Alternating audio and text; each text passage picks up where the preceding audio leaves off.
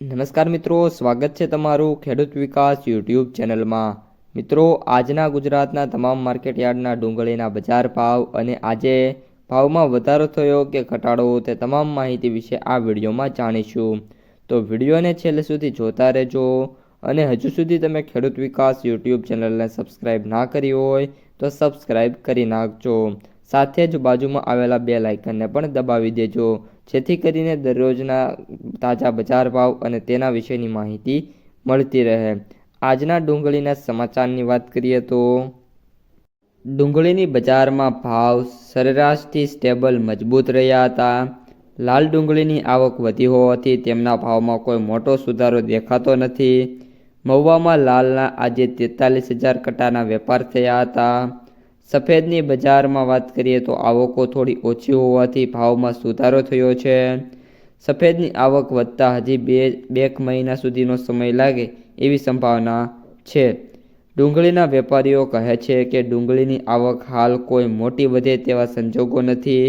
નવી આવક ચાલુ થાય એ પહેલાં વચ્ચે 15 દિવસ આવકો ઓછી રહે તેવી સંભાવના છે। ડુંગળીની બજારમાં આગામી દિવસોમાં હવે નિકાસ વેપારો અને નાસિકમાં આવકો કેવી થાય છે તેના ઉપર બજારનો આધાર રહેલો છે। રાજકોટમાં 5,000 કટ્ટાની આવક હતી। ભાવની વાત કરીએ તો 80 રૂપિયાથી લઈને 290 રૂપિયા સુધીના હતા। ગોંડલમાં 34,000 કટ્ટાની આવક હતી। લાલમાં વાત કરીએ ભાવની તો 106 રૂપિયાથી 380 રૂપિયા। સફેદમાં 5,400 કટ્ટાની આવક સામે ભાવ 170થી લઈને 340 રૂપિયાના હતા। મહુવામાં વાત કરીએ તો લાલ ડુંગળીની કુલ 43,000 કટ્ટાની આવક સામે ભાવ છે 80 રૂપિયાથી લઈને 362 હતા।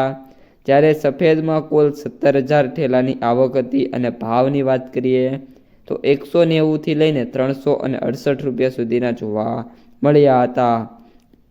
નાસિકમાં વાત કરીએ તો લાલ કાંદાની 4,000 ક્વિન્ટલની આવક સામે જે ભાવ છે એ નીચામાં નીચો 800 રૂપિયા, ઊંચામાં ઊંચો 1,600 રૂપિયા, જ્યારે એવરેજ ભાવ 1,400 રૂપિયા સુધીના જોવા મળ્યા હતા।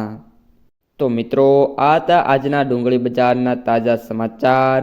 જો વિડીયો પસંદ આવ્યો હોય તો વિડીયોને લાઈક કરી દેજો।